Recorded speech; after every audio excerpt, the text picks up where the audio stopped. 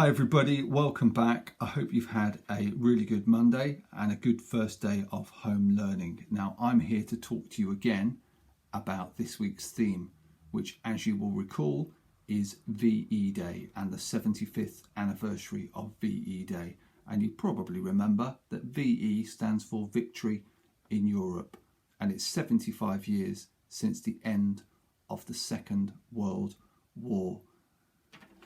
Now, sadly, in wars, people often die. And in the Second World War, an enormous number of people died across a whole number of countries. The estimates are something like between 70 and 85 million people, which is a staggering number. Too big a number for any of us to really get our heads around.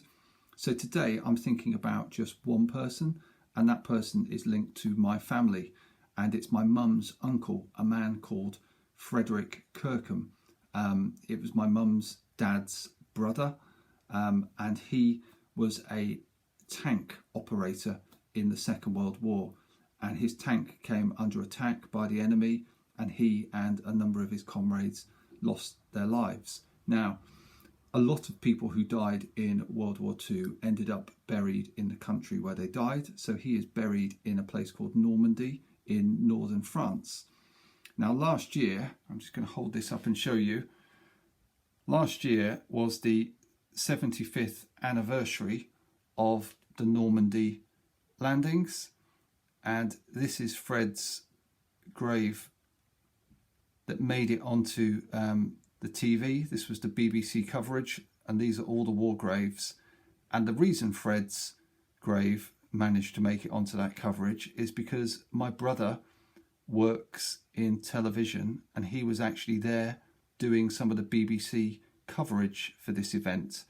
And so Frederick Kirkham's grave very temporarily ended up on the telly, thanks to my brother, who was born many years after Fred himself had died. So maybe that's just something about the connections within families and how younger generations remembering the sacrifice that older generations have given is a really powerful thing.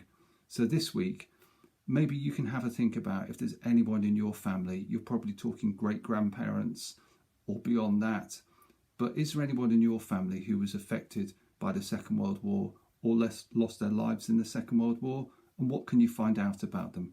I know it's not an easy topic, but I think if we're really going to remember, then we have to look back to our own families and try and find something that's relevant to us. So listen, have a good day, and we'll see you soon. Bye.